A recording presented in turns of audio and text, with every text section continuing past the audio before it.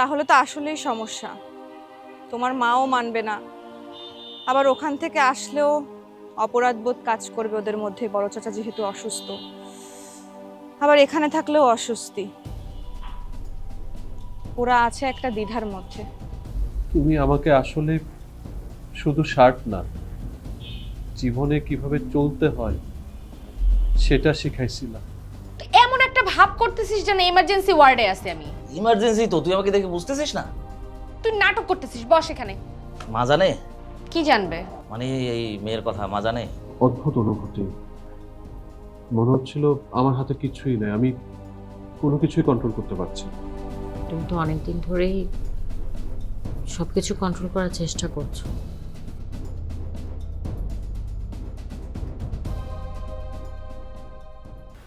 আম্মাজান, প্রথমে প্রথমে সবাই নতুন থাকে, পরে পুরান হয়ে যায়। চপ বেয়াদব মেয়ে। শান্ত হন আম্মাজান, আমি তো শুধু কাজ করতেছি। কাজ তাই না? আমার সাব্বির জানে অথচ আমাকে কিচ্ছু বলেনি। আমার তো মাথা খারাপ, কিসব হচ্ছে এখানে? আর কে এই মেয়ে? আম্মাজান, আমি পারু, দেবতার পারু। আমি শুধু মিথিলাপার জন্য কাজ করি, আর আপনার সাথে কথা বলে এত সময় দেওয়ার আমার টাইম নেই। এই বাড়িতে আবার নতুন একজন, আবার ঝামেলা চা, কিভাবে করব আমি এসব নিয়ন্ত্রণ? কিচ্ছু তো বুঝতেছি না।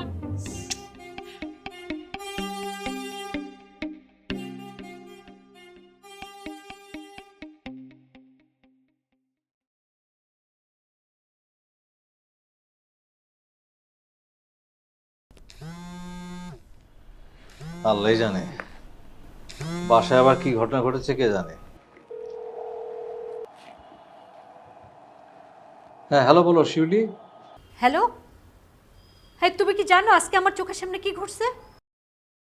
আমার রান্নাঘরে যায় দেখি অপরিচিত একটা মেয়ে, আরে কাজের মেয়ে, বসে বসে চা বানাচ্ছে, নাম তার পারো। কি বেয়াদব মেয়েটা! দেখো শিউলি, বিষয়টা আমি জানি। জেরিন আমাকে বলেছে যে মিথিলা ওকে এনেছে। জেরিন তোমাকে বলেছে, অথচ তুমি আমাকে বলনি। আমার চোখের সামনে অপরিচিত একটা মেয়ে কাজ করছে, আর আমি কিছুই জানি না। দেখো শিউলি, তখন তো তুমি ছাদে ছিলে, আর আমি তখন তাড়াতাড়ি অফিসে চলে এসেছি, তোমাকে বলতে পারিনি। মনে ছিল, মনে ঠিকই ছিল। সাব্বির জানে, মিথিলা জানে, অথচ কেউ আমাকে কিছুই জানায়নি। দেখো শিউলি, একটু শান্ত হও। আরও এসেছে শুধু মিথিলার জন্য, অন্য কোনো খারাপ উদ্দেশ্য নেই। খারাপ কোনো উদ্দেশ্য নেই, তাই না? তোমরা সবাই মিলে একজোট হয়ে না আমার পিছনে ষড়যন্ত্র করছো। এই যে তোমার ছেলে আর ছেলের বেয়াদব বউ, ওদেরকে তো আমি কোনোদিনই সহ্য করতাম না।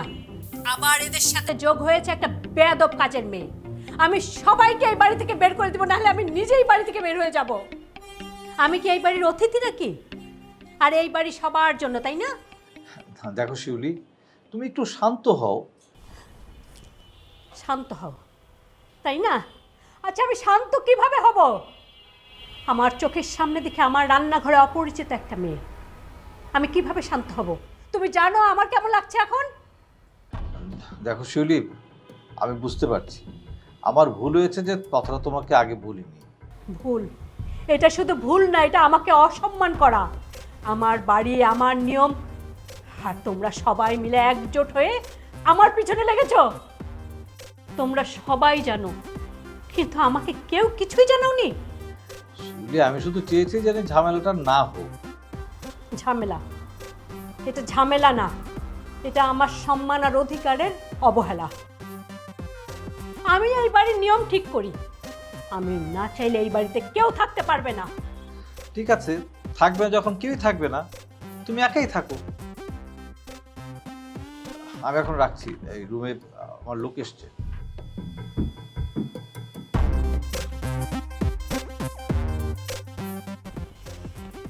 আমি তো একাই, একাই থাকবো, কাউকে আমার লাগবে না, কাউকেই লাগবে না। কে কে? ভাবি, আমি জাফর। ও জাফর, আসো ভিতরে আসো। ভাবি, তুমি কি ব্যস্ত? না ব্যস্ত না, কিছু বলবা? ওই আমার মাথাটা খুব ধরছিল, একটু চা খাওয়াতে পারবা? ঠিক আছে, বসো, আমি চা করে দিচ্ছি। ভাবি, আচ্ছা চা না হয় পরে খাবো না, আগে একটু কথা বলে নি। কি কথা? আসলে হয়েছে কি, ওই ঢাকায় আসার পরে না মাথায় নানা রকমের চিন্তা করে। চিন্তা তো কম বেশি সবারই আছে। আসো, বসো।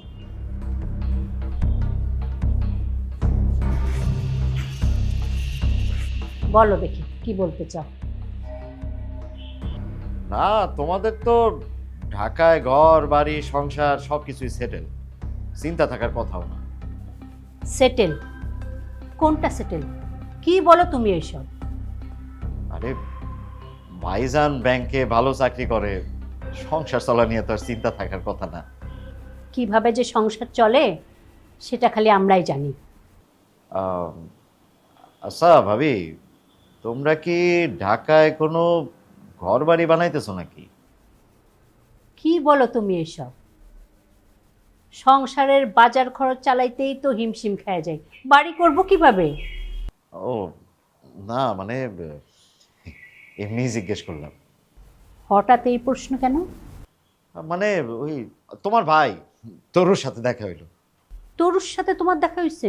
সে তরু তো কখন বের হইছে? হ, দেখলাম রাজুকের অফিসে যাইতেছে, কি কাগজপত্র নাকি তুলতে। তরুর নিজেরই অনেক ঝামেলা আছে রে ভাই।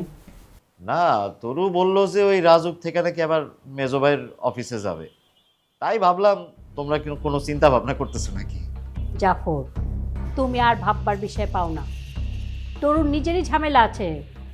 কি ঝামেলা? আমি বিস্তারিত জানি না, তবে ওর কিছু সমস্যা আছে সেটা আমি জানি। সমস্যা থাকলেও রাজুকে সাধারণত ওই ঘর বাড়ি বানানোর জন্যই মানুষ যায়।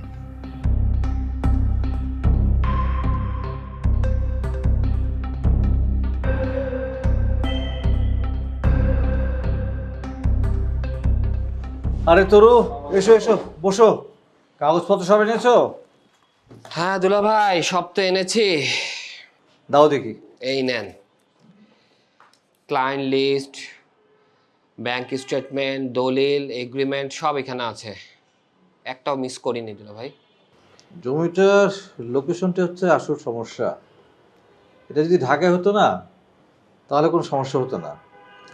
তা তো জানি দুলা ভাই, কিন্তু কি করব বলেন, এখন যা আছে এই নিয়েই তো লড়তে হবে। অবশ্যই লড়বো। কালকে আমি ম্যানেজমেন্টের সঙ্গে এটা নিয়ে বসবো, দেখি লোন নেওয়া যায় কিনা বা অন্য কোনো ফ্যাসিলিটিস। আপনি পাশে আছেন, এটাই আমার জন্য অনেক বড় ভরসা দুলা ভাই। আরে তুমি হচ্ছে গিয়ে আমার আপন মানুষ, যতটুকু পারি তত করবই। কিন্তু তা তো ঠিক আছে, কিন্তু দুলা ভাই আপনাকে কিন্তু অনেক টেন্স লাগছে। ভাইজানের শরীর কি আগের চেয়ে আরো বেশি খারাপ হয়েছে? ওই টেনশন তো আছেই, কিন্তু আজকে আবার আরেক ঝামেলায় পড়েছি। আবার কি হলো? আর বলো না, তোমার আপায় ফোন দিয়েছিল, পারোকে নিয়ে কি এক ঝামেলা জানি হয়েছে। পারু?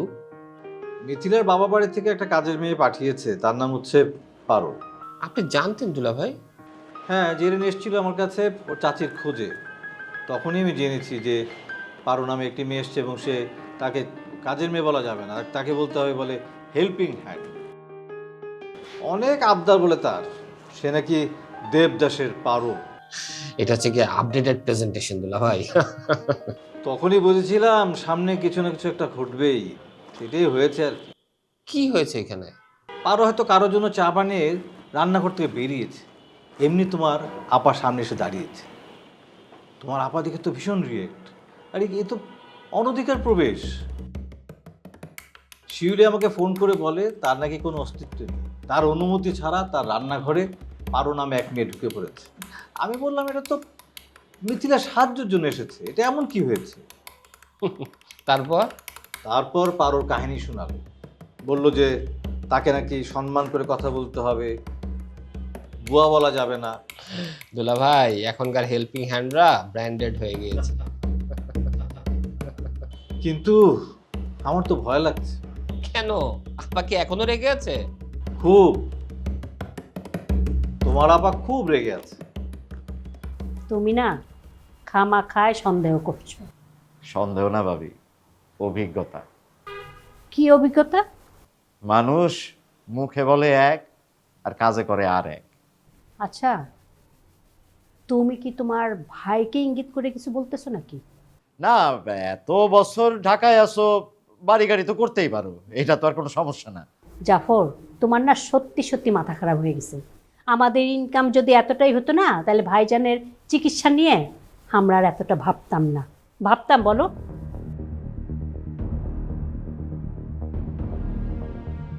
তোমরা না সবাই ভাবো ঢাকা মানেই টাকা, আমি সেটা বলতেছি না কিন্তু ভাবছো সেটাই। ভাবি। আমি শুধু চাই বড় ভাইয়ের এই সময়ে সবাই একটু সোজা হোক। সবাই সোজাই আছে। তাইলে আমারে কেন কোনো কিছু জানানো হয় না? তোমাকে জানাবো কি? আমাদের নিজেদেরই জানার মতো কোনো অবস্থা নাই। আচ্ছা ভাবি, আরেকটা কথা। কি কথা? মেজো ভাইরে বইল ওই গ্রামের বাড়ির জমি জমা বিক্রি করার দরকার নেই। হঠাৎ এই কথা কেন বলতেছো? তোমার পোলাপানের ভবিষ্যৎ আছে না? সবই করতে হবে জাফর। সবই? এখন ভাইজানের চিকিৎসা করানোটাই জরুরি। ভবিষ্যৎ পরে দেখা যাবে, মানুষটা তো আগে বাঁচুক। তাই নাকি? তুমি কি ভেবেছো আমরা মজা করে এসব করছি? না, তা না। আচ্ছা তুমি বসো, আমি চা করে আনছি। না না ভাবি, চা লাগবে না, আমার মাথা ধরা কমে গেছে। তুমি না বললা তোমার মাথা ধরেছে? না, ওই যে কথা বলতে বলতেই মাথা ধরাটা ছেড়ে গেছে। জাফর, তুমি ঠিক আছো তো? আমি ঠিক আছি, তাই চারপাশে যা কিছু ঘটতেছে সেগুলাই বুঝে উঠতে পারতেছি না। কি বুঝতে পারো না? কে কি করতেছে আর কে কি বলতেছে, এই দুইটারই মিল খুঁজে পাইতেছি না। তুমি অযথাই জটিল ভাবছো। হয়তো। তবে ভাবি, সত্যি যদি কোনো কিছু লুকানো থাকে সেগুলো কিন্তু একসময় বাইরে হইব।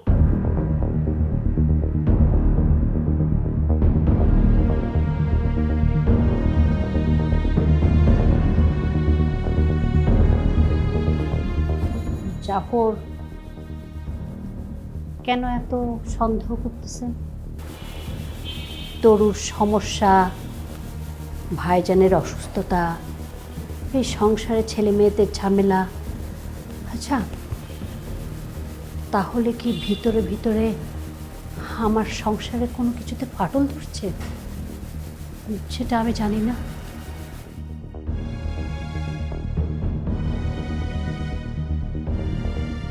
সে বলে, তার বলে বাসা দখল হয়ে যাচ্ছে।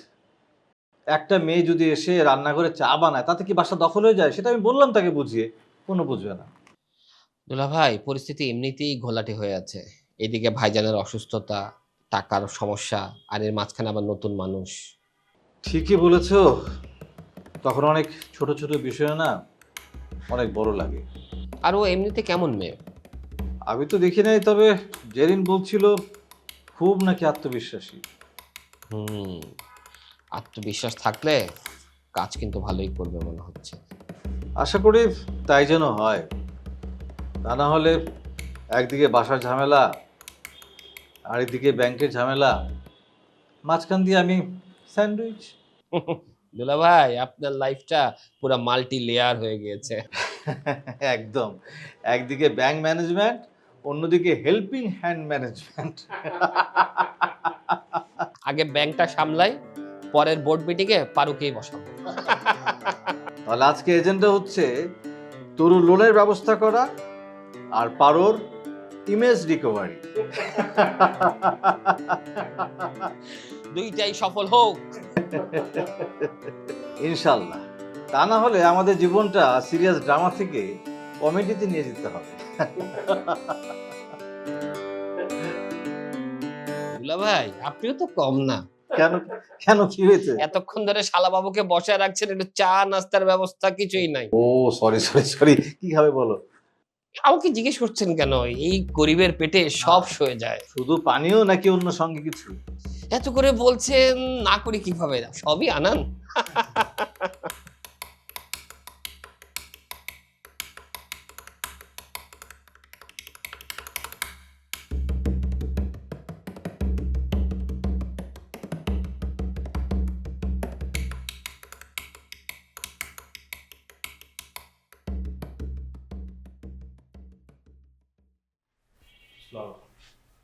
ওয়ালাইকুম আসসালাম। বসো, বাণীকে চা আনতে বলেছি। Thank you.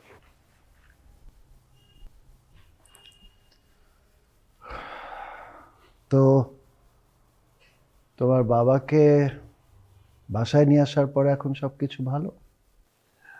আছে, বাট একটু দূর বলুন। কবির, আমি আসলে সরাসরি তোমাকে কিছু কথা বলি, মানে আমার কিছু শর্তের কথা বলি। শর্ত? কি শর্ত? আমার প্রথম শর্ত হচ্ছে তুমি বাণীকে বিয়ে করো।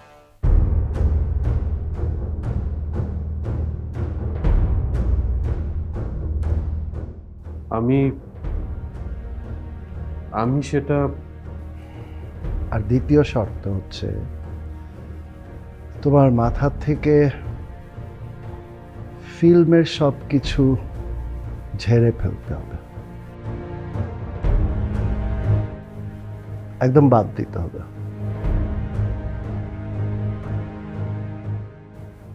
আর তৃতীয় শর্ত হচ্ছে আমার ব্যবসার সব দায়িত্ব তোমার। আমার চতুর্থ শর্ত হচ্ছে তোমার বাবার চিকিৎসার সব দায়িত্ব আমার।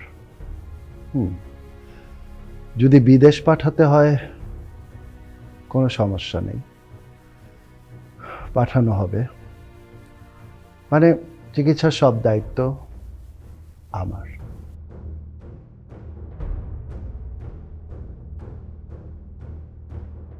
কিন্তু আঙ্কেল, বাণীর ইচ্ছার কি হবে?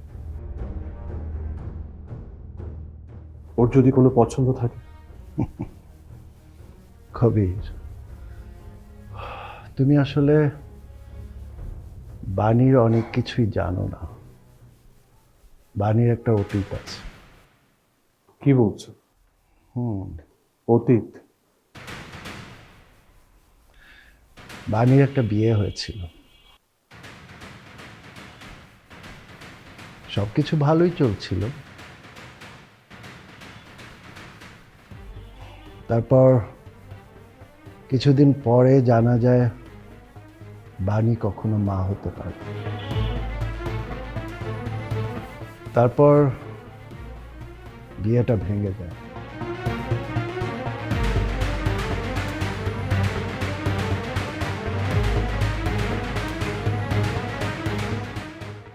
এত রাত হয়ে গেল, ভাইয়া এখনো আসলো না।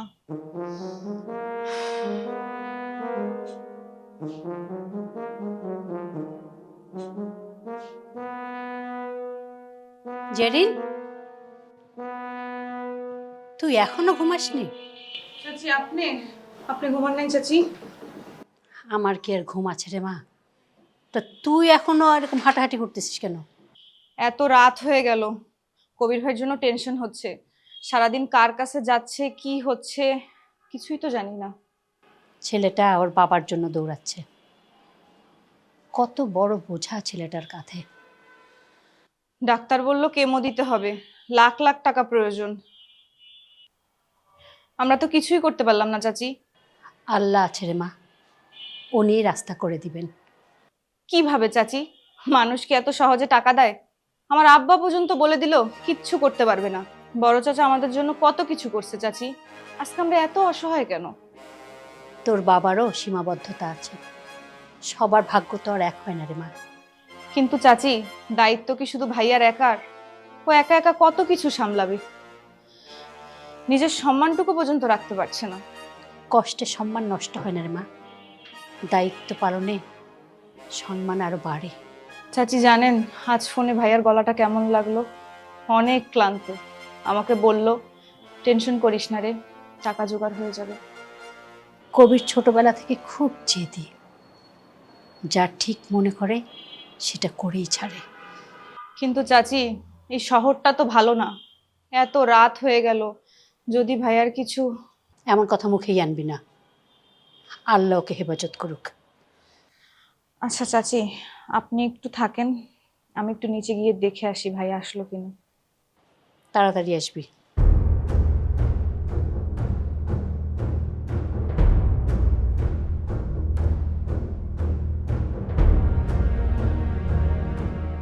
ও শিট, ড্রয়িং রুমে তো ছোট চাচা ঘুমায়। তো কি হয়েছে? ওরা কি একসাথে ঘুমাবে? তুই কি একটা ছাগল? আমি ছাগল? আরে যদি কোনো অঘটন ঘটে যায়? কিছু হয়নি, একটা খবর আছে। কি খবর? আরে টাকার জোগাড় হয়েছে, ভাইজানের চিকিৎসা তো খুব দ্রুত শুরু হয়ে যাবে। কি বলো? হ্যাঁ, ডাক্তারের সাথে কথা হয়েছে। এই আপনি এখান থেকে যাবেন প্লিজ। আচ্ছা আমি যাব, তবে একটা কথা শুনে রাখেন, আমি পারো না, আমি পারো। আর পারো কাউকে ছোট করে দেখে না। বাণীকে বিয়ে করলে বাবার চিকিৎসা হবে, আর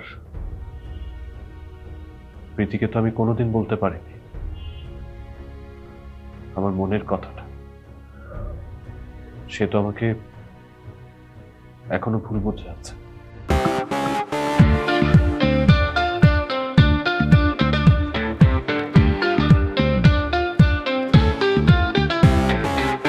চোরাস্রোতে ভাসি, বালির ঘর বাঁধি, স্বপ্নের ফেরিওয়ালাটা দিয়ে যায় জীবনে কুয়াশা ধোয়াটে পথ, আলো আধারের সাথে খেলা চলেই যায়।